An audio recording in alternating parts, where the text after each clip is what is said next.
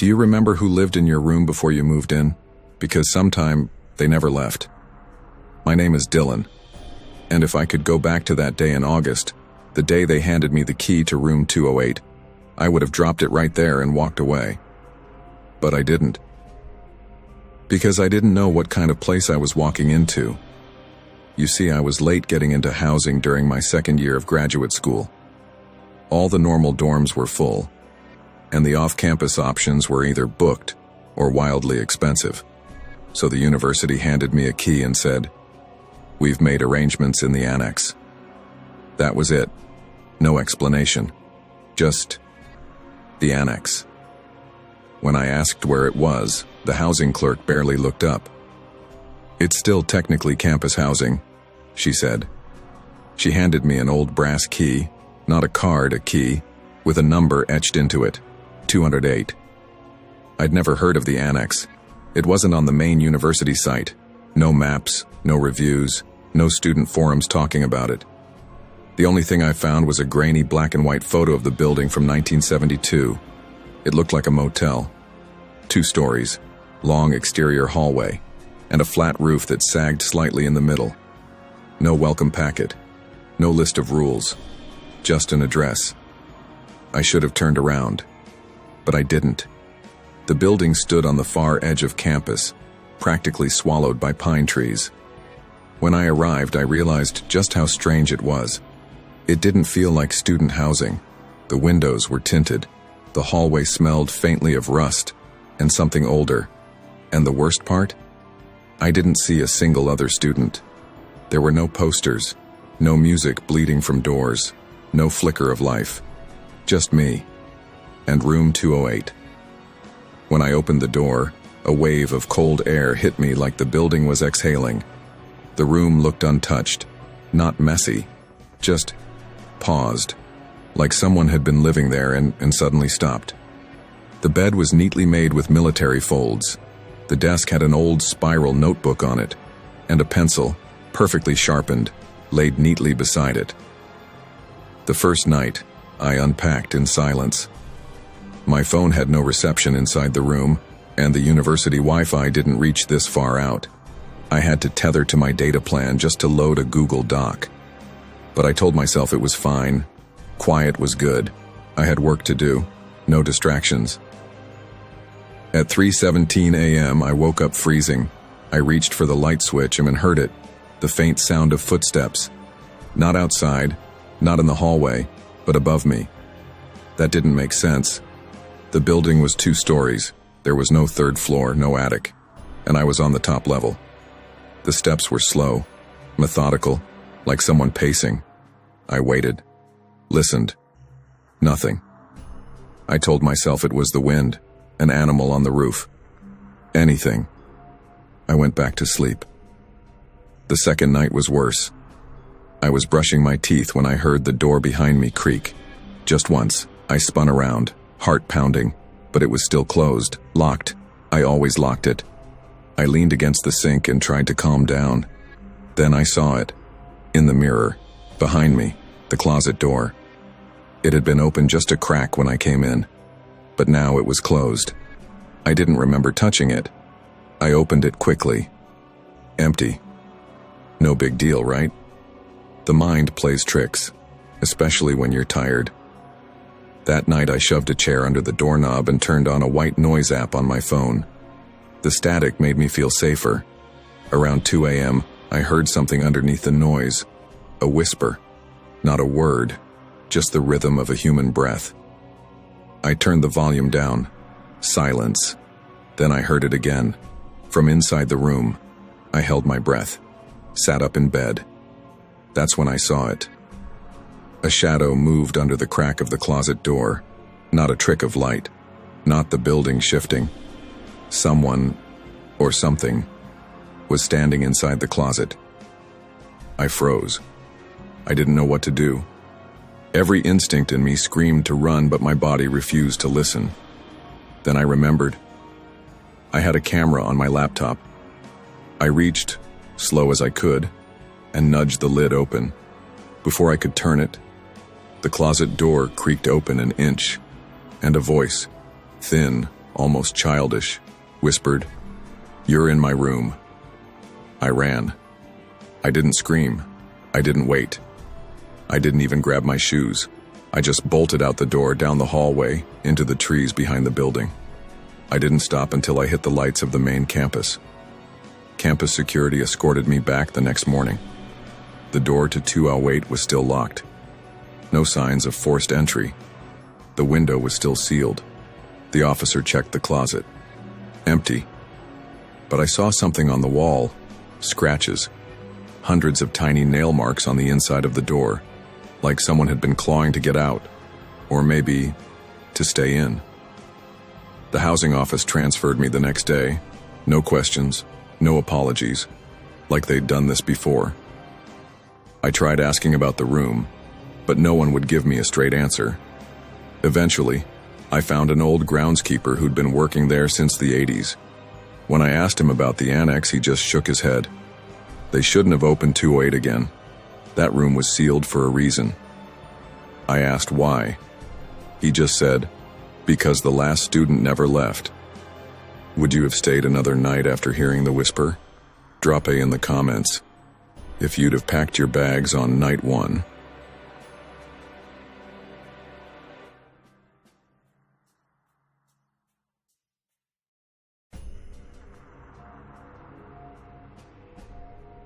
She thought she was being watched, but not from the place she feared. The first time Ava saw the man in the window, it was just after sunrise. The neighborhood was still wrapped in that soft, golden light, where nothing feels real yet. She was standing in her kitchen, sipping lukewarm coffee, staring out across the street the way people do when they're half awake and waiting for their brain to boot up. That's when she saw him. Second story. Far left window, motionless, just watching. She blinked, looked again, empty. She told herself it was nothing. Maybe her reflection, maybe the blinds moved, maybe it was someone from the apartment next door stepping into their living room.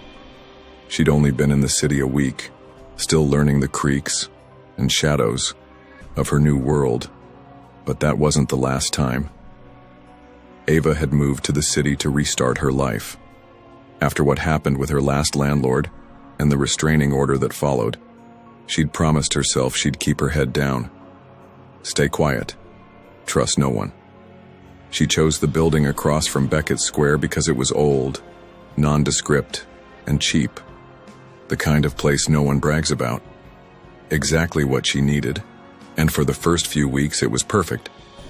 Until the lights started turning on across the street at exactly the same time as hers.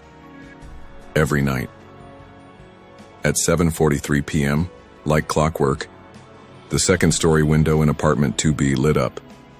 And just like before, there he was, motionless, watching, never moving, never blinking. She stopped leaving her blinds open. But curiosity, and something deeper, made her peek through the slats anyway, and every time, he was there. She reported it to the building manager. He looked confused. "Ma'am, 2B's been empty since March." She didn't believe him, thought it was a lazy brush-off. Until she asked another tenant, the one who smoked on the front stoop every evening. He confirmed it. The whole second floor had been under renovation. No power, no tenants, no access, but Ava had seen him. Every night, same time, same window. So she did something she hadn't done in months. She bought a camera. It was just a cheap webcam, barely better than a baby monitor, but it worked. She positioned it against her kitchen windowsill, pointed it directly across the street, and set it to record overnight. The next morning she reviewed the footage, and her stomach dropped. Because there was no man in the window, there was no light in the apartment. But Ava had seen him with her own eyes, for nearly 2 weeks straight. She watched the footage again, then again, scrubbing the timeline, minute by minute. Nothing. Until 3:14 a.m. A frame blinked. Not a glitch, a flicker. Just one. She paused, zoomed. There he was, not in the window, inside her apartment, reflected in the glass. Ava stared at the screen, frozen. The man wasn't watching from across the street. He was behind her, in her kitchen, standing still in the dark, his outline barely visible in the window's reflection. She rewound again, scrubbed frame by frame. He had been standing behind her for over 30 minutes, motionless, just watching. She never heard him come in. She never heard him leave. She threw up in the sink. And that was the night the lights never turned on in the window again. Ava called the police. They found nothing. No fingerprints. No forced entry. No trace. They said it must have been a prank. Maybe an old reflection caught on camera. Maybe she was just stressed from the move. You know, the usual excuses people give when they can't explain what shouldn't exist. But Ava knew better. Because the next night, she didn't turn on the kitchen light at 7:43. She wanted to see what would happen. And this time, it wasn't the light that came on. It was the sound. A whisper. Not from the window, from the wall behind her fridge. "You're late tonight." She moved out the next morning. Left everything behind. Didn't ask for her deposit. Didn't file another police report. But the camera? She kept that. Because weeks later, while staying at a friend's house out of state, she reviewed the final footage, one last time, and that's when she noticed it. In the final 10 seconds of the final clip, the man in the window, he blinked, for the first time. And in the reflection, this time he smiled. Have you ever noticed something off in your reflection? Let me know in the comments. I'll be watching. The music was fake. A recording. Just loud enough to drown out the screams. My name is Mark. I bought this house to escape my past, not to uncover someone else's. It was February when I moved into the cul-de-sac at the edge of town, a place called Harrow Grove, the kind of neighborhood where the street lamps flicker politely at 8 p.m., and everyone keeps their hedges trimmed like it's a point of personal pride. I'd never lived in a neighborhood like that before. I grew up in rentals, shared basements, motels, but I had money now, just enough to disappear. I didn't want friends. I didn't want to be noticed. That's why it was strange when everyone came out to meet me on day one, everyone except the house next door. Number 12. The windows were blacked out. The grass was cut, but uneven, and there was always a faint hum, a sound like an industrial freezer that seemed to leak from its walls. No mail, no trash bins, no packages, just silence. Except at night. It started with the music. Around 1:17 a.m. every Thursday I'd hear it. Always classical, Mozart mostly, violins, string quartets, crystal clear, like a live performance echoing from deep within their house. It would go on for exactly 40 minutes, not a second more. I timed it. But here's the thing. No lights ever turned on. Not a flicker. Not even a porch bulb. And if I stepped outside to listen, the music stopped. Every time. I told myself it was a weird schedule. Maybe someone was playing recordings to sleep. Maybe it was a speaker set on a timer. Maybe. But then came the night I saw the shoes. I was bringing groceries inside. Nothing unusual. Except when I passed by number 12, I noticed the door, usually bolted shut, was cracked open. I paused, curious, that's all. That's when I saw them. Pairs of shoes, dozens, lined up just inside the foyer. Men's shoes, women's, children's, all facing inward, clean, as if they had never been worn outside. But the house was supposed to be empty. A shadow moved across the doorway. I froze. The door swung shut. I wanted to forget what I'd seen. I really did. I told myself I imagined it, that the shoes were part of a donation, that someone was cleaning out old stock, anything to keep my mind from going where it wanted to go. But the next week, it happened again. Same time. 1:17 a.m., same music. Only this time it wasn't Mozart. It was voices. Soft at first, then clearer. A crowd murmuring, laughter, clinking glasses, snippets of conversation. It sounded like a party.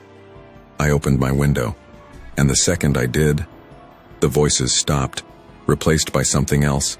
The sound of breathing, close, wet, like someone standing right below my window. I shut it instantly. The music resumed, like nothing happened. I had to know what was happening. So I waited until the next Thursday. At 1:16 a.m., I crossed my lawn, camera in hand, heart pounding. The porch light flickered once, then died. But the door was unlocked. Inside it was pitch black. Not dim, not dark, black. I turned on my phone's flashlight and stepped into the foyer. And there they were again. The shoes, dozens, arranged like a ceremony. But now, some were gone. Only indentations in the dust remained, and in their place, boot prints, leading down a hallway I hadn't seen before, toward a closed steel door, thick, seamless, like something from a research lab, and mounted beside it, a keypad.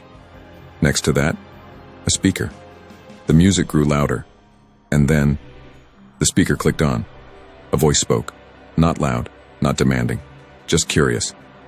"You're early." I stepped back. The door buzzed, unlocked itself, and opened. Only an inch. Just enough to invite. And from inside, a wave of noise hit me like a flood. But it wasn't music. It was screaming. Dozens of voices layered on top of each other, wailing, begging, gurgling through some kind of filter. I slammed the door shut. But before I could run, the hallway lights blinked on. Every pair of shoes, now facing me. I don't remember running, only that I did. And behind me, the sound of footsteps, heavy, deliberate, following. I made it back to my house, locked every door, killed the lights, and waited. Outside my window I heard nothing, until 2:03 a.m., a soft knock. Once. Then silence. Then a voice I recognized. Mine. My own voice. From behind the glass. "You're late. I don't sleep much anymore. Every Thursday I pack a bag, drive 2 hours away, turn off my phone. But the music, it finds me. In elevators, in the hum of air vents, in silence. I don't know what was in that room, but I know what it wasn't. It wasn't a party. It wasn't a gathering. It wasn't Mozart. It was a trap. A soundproof door designed to muffle something the human brain isn't meant to hear. And I opened it. If a door opened on its own, and you heard yourself from the other side, would you go in? Drop A in the comments if you'd never touched that handle.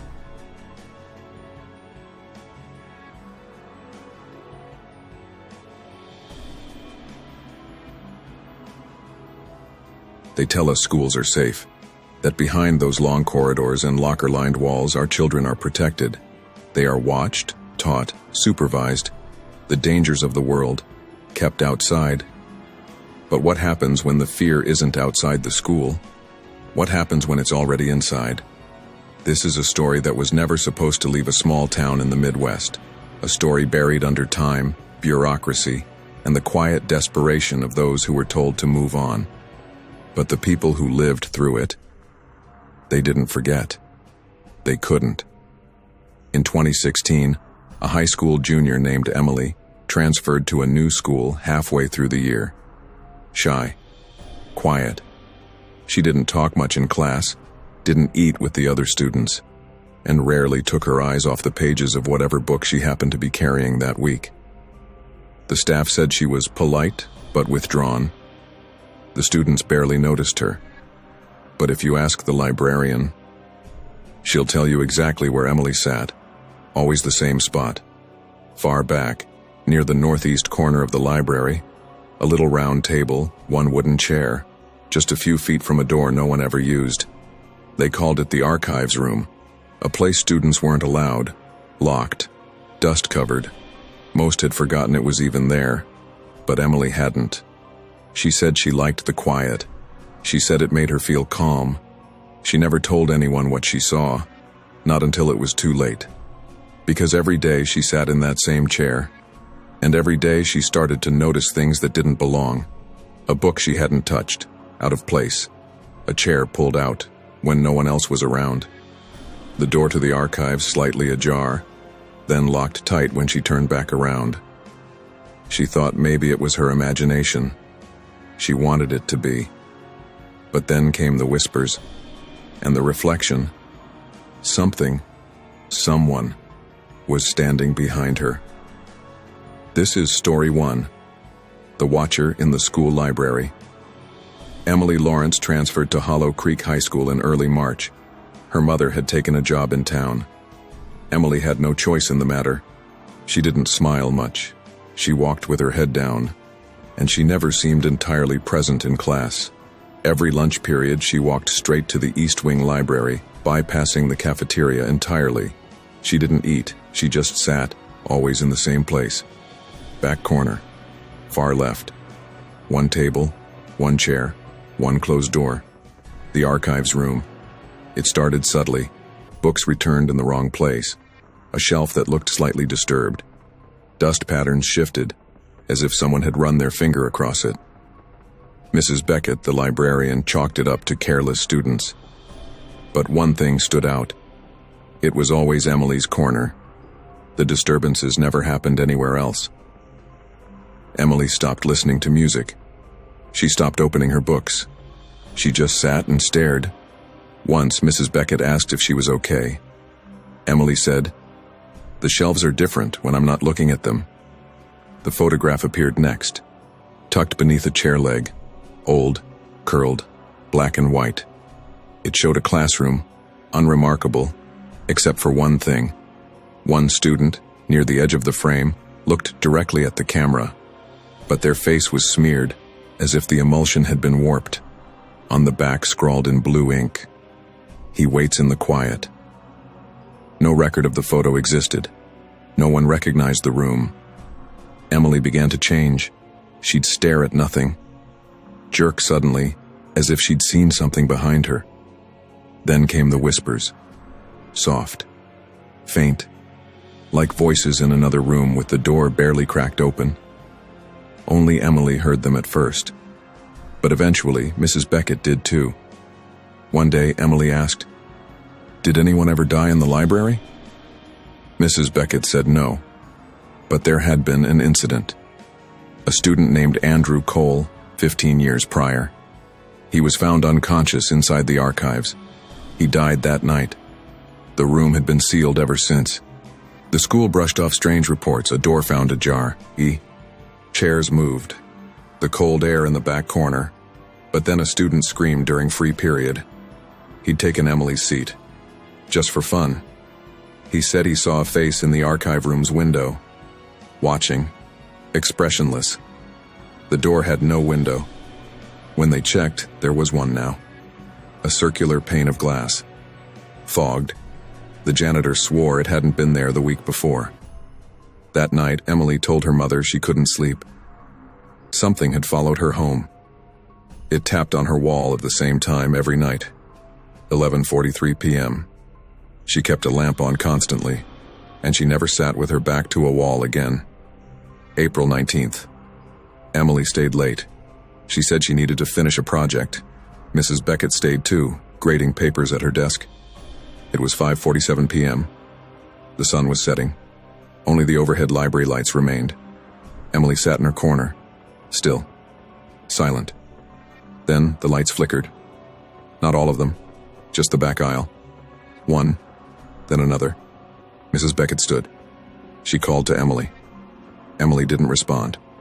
Then a noise. Click, slide. The door to the archives room was open. Emily stood up and walked toward it. Mrs. Beckett shouted, ran around the desk, but Emily was gone. She was inside the archives. Inside it was dark. But Mrs. Beckett stepped in. Dust, shelves, old filing cabinets, and Emily, standing in the center, facing the corner, unmoving, tears in her eyes. On the ground beside her, a paper, a note written in jagged pencil. "I like your reading spot." Then a voice whispered in Mrs. Beckett's ear, but no one else was in the room. They left without speaking. The archives were relocked. The key moved to the principal's safe. Emily never returned to the library. She requested independent study for lunch. She stopped speaking to her teachers. Her mother said she barely slept. And then came the final piece. Mrs. Beckett requested the security footage from that day. She watched Emily enter the library, sit at her table. She watched herself at her desk. And then, suddenly, the tape cut to static at 5:47 p.m. It remained blank for 23 minutes. When the video resumed, both were gone. Then a single frame, a still image. The library, empty, except for a figure standing in Emily's corner, tall, thin, facing the shelves. There was no face. 2 weeks later, a new janitor quit. He'd been assigned night duty. He said every night at exactly 11:43 p.m., he heard footsteps in the library, but the cameras showed no one entering. He left a voicemail for his supervisor. It ended with this: "It's still in there. Whatever it is, it doesn't like being watched." Mrs. Beckett retired early. Emily moved away, but the library remained open.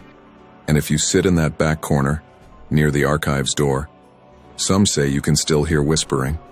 Others say you'll feel someone watching you from behind the stacks. But one thing is certain: the door never stayed shut for long. Would you have kept going to that library after seeing the note? What's the creepiest thing you've seen at school? Only 2% of people will notice the shadow on the bookshelf at 7:45. Did you? Look closely at 5:23. Was there a second figure in the archives doorway?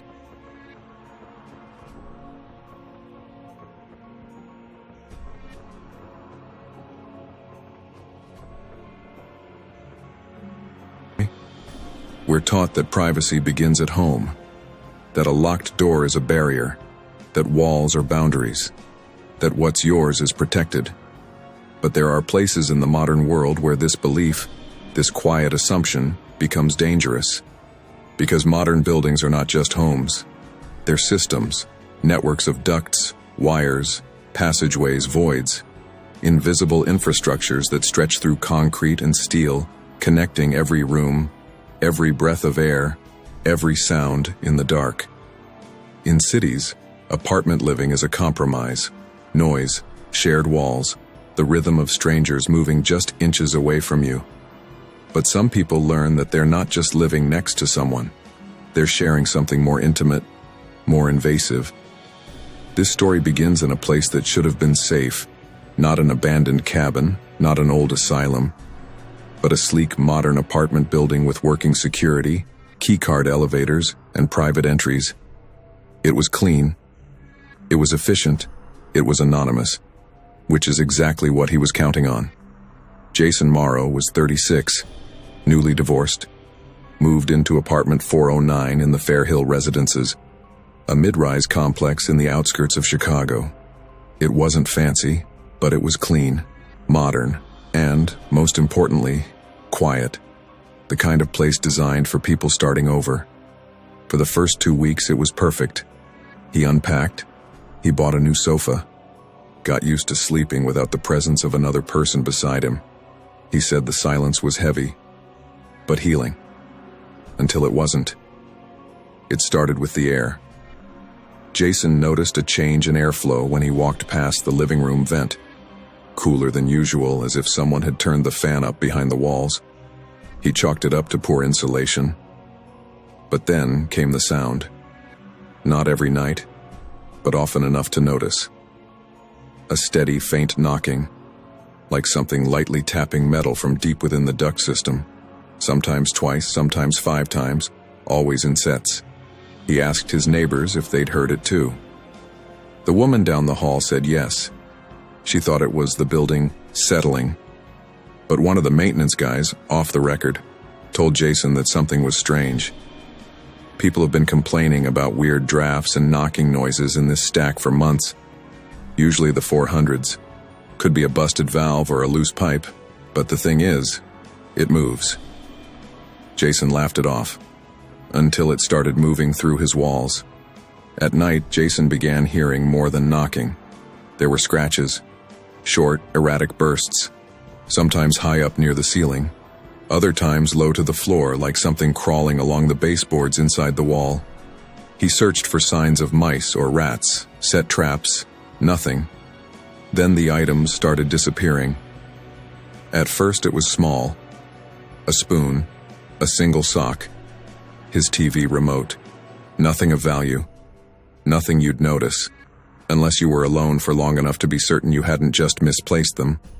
But one morning, his phone charger was gone. Then a half-full bottle of shampoo. Then, strangely, an open granola bar left on the coffee table was found folded inside his sock drawer. Jason started to feel like he was being messed with.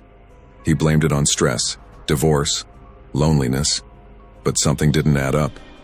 He installed a security camera in the living room, one of those motion-sensing, cloud-based setups. For 3 nights it captured nothing. But on the 4th, at 3:42 a.m., the camera was triggered. Jason reviewed the clip the next morning. At first it was just darkness, but then something moved near the floor vent. A shadow. Quick. Almost a blur. It didn't come from inside the room. It emerged from the vent area, crossed the living room, and vanished out of frame. Jason rewound it again, slowed it down, still blurry. But it wasn't an animal. It was upright. Briefly. And hunched. The footage corrupted 5 seconds later, glitched, and ended. He sent it to building maintenance. They said it was a rat, a very large rat. They offered to replace the vent cover. That same night, Jason heard his dog barking. Low, guttural growls directed at the ceiling. It was 2:11 a.m. There were no footsteps above, no neighbors home. He turned the lights on. Everything stopped. But when he looked up, the ceiling vent was ajar. Not loose, not broken, just slightly tilted, as if something had been pushed out of it, or back into it. He stood on a chair and removed the panel. Inside, a torn strip of fabric. Gray, sweat-stained. A piece of someone's shirt. Jason called the police. They filed a report, inspected the unit. Found no evidence of forced entry, but the officer who checked the ducts told him something strange. This building's duct system has crawlspace access, old maintenance design. Technically, someone could move through parts of it, but they'd have to know what they're doing. Jason started sleeping with the lights on. He left the TV running. He locked his bedroom door every night, and he started to hear the sound of breathing. Not his own, not the HVAC system, something else. Faint, measured, like someone holding their breath, just on the other side of the wall. April 29th, 2:34 a.m. Jason's dog growled again, this time more violently. Jason sat up. The sound came from the living room vent. Low, rhythmic, scraping. He approached slowly. The room was cold. He kneeled near the floor, flashlight in hand, and unscrewed the vent cover. As it came loose, he leaned in and froze. Inside the duct, just a few inches back, was an eye. Wide, bloodshot, human. It blinked. Jason screamed, fell backward. The eye vanished. Quick, silent. Police arrived within 10 minutes. This time, they took it seriously. The building was swept. They found access panels hidden behind drywall in the basement utility rooms.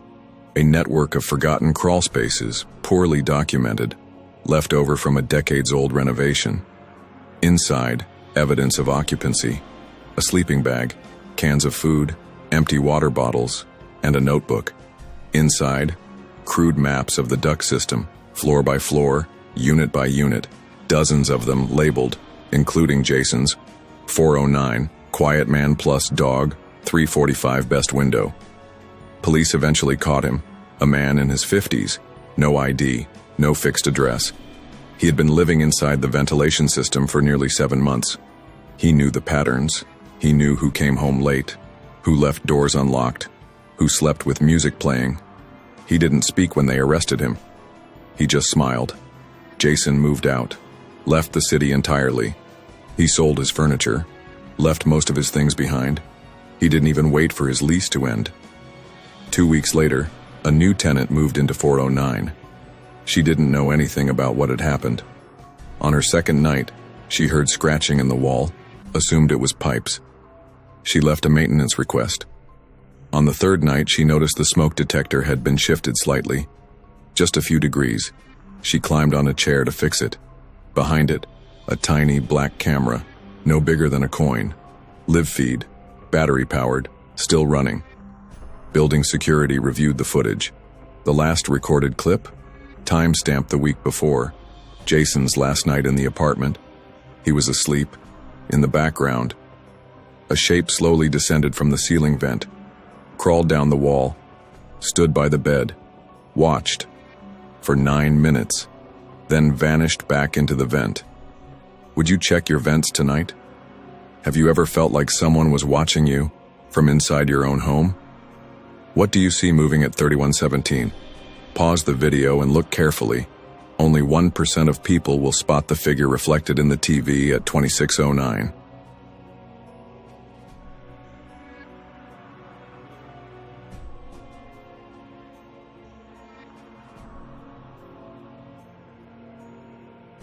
In the quiet corners of our everyday lives, we build routines around trust. We trust the places where we leave our children. We trust the people who watch them. We trust that the walls surrounding them are just that, walls, that they keep things in and keep other things out. But every so often, something disrupts that trust. And it usually starts with something small, an unexplained noise, a missing item, a hallway that leads to more space than the building should allow. It's easy to overlook. You tell yourself you're imagining it. You tell yourself it doesn't mean anything, until a child draws a picture of someone who doesn't exist, until multiple children whisper the same name, until you hear music coming from a room that nobody has entered for decades. This story didn't begin with a tragedy. There was no breaking news, no reports of violence, no missing children, at least not officially. It began in a place that should have been safe. A daycare center, tucked into the edge of a sleepy rural town, family-run, quiet, cozy, paintings of handprints on the walls, a fish tank in the front lobby, soft carpets, alphabet posters, and somewhere in that building, behind a door no one opened, something that should have never been left behind. Samantha Klein was 26 years old when she moved to Sussex County. She'd left behind a high-stress job in the city, hoping to find something quieter, something stable. She answered an ad for a full-time assistant at Maple Grove Daycare, a modest, privately owned center about 20 minutes outside town. The interview was short. The owner, Mrs. Carlisle, was warm, attentive. The building was clean. The walls were freshly painted. The children well-behaved. It all felt ordinary, exactly what Samantha needed. Her first few days were uneventful. Snack time, story time, cleanup, nap rotation. But there was something about the layout of the building that didn't sit right with her. The blueprints mounted near the office listed 5 interior rooms, but she could only account for 4. The main playroom, the nursery, the office, and the kitchen. When she asked about the 5th room, Mrs. Carlisle smiled and said, "That blueprint's outdated. The 5th room doesn't exist anymore. We walled it off during renovations years ago." That answer stuck with her, because on her 3rd day, while looking for spare nap mats in the storage closet, she noticed something strange. Behind a clutter of boxes and unused toys pressed against the far wall was a narrow wooden door. No sign, no knob, just a brass keyhole and chipped white paint. It didn't match the rest of the room, and it wasn't on the current layout. She asked about it once. Mrs. Carlisle said it was just a dead end, an old maintenance access point that had never been removed. Samantha let it go, for the time being. By her 2nd week, Samantha had started to notice something else: the drawings. Every few days, the kids were asked to do free play art, crayons, construction paper, typical stuff. But among the usual scribbles and sunshines, certain images began to repeat, always drawn in black, always off to the edge of the page. A tall, thin figure, featureless, sometimes alone, sometimes standing behind the child's own figure.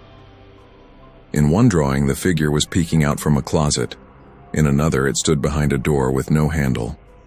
Samantha began setting these aside. She asked Lena, one of the quieter girls, who the man was. Lena blinked and said, "He's the man in the quiet room." Samantha tried to stay calm. "What's the quiet room?" "Where he talks from. We're not supposed to go." Over the next few days, more children mentioned it. "He comes out when the lights go off. He has no mouth, but he talks anyway. He used to play with us before you came." Samantha wasn't sure if it was a game, a shared story, a child's version of an imaginary friend. But the consistency unsettled her. Then, one Tuesday afternoon, a boy named Theo went missing. Nap time had ended. The children were gathering for snack. Theo, 4 years old, quiet, was gone. Panic swept the room. Staff split up and searched. After nearly 20 minutes, they found him. Sitting on the floor of the storage closet, near the back wall, eyes wide, silent, crying softly. When Samantha picked him up, he clung to her. When asked what happened, he simply whispered, "He said I could come in if I listened close enough." They wrote it off as a hiding game. Samantha didn't. She began checking the door every evening. It remained locked, until the night she stayed late. It was storming outside. Heavy rain, low rumble of thunder. The building was empty. Samantha stayed behind to finish inventory and wait for the weather to clear. As she sorted cleaning supplies, she heard a faint sound. Music. It was a lullaby. Slow. Off-key. It drifted from the back of the storage closet. She moved slowly toward the door.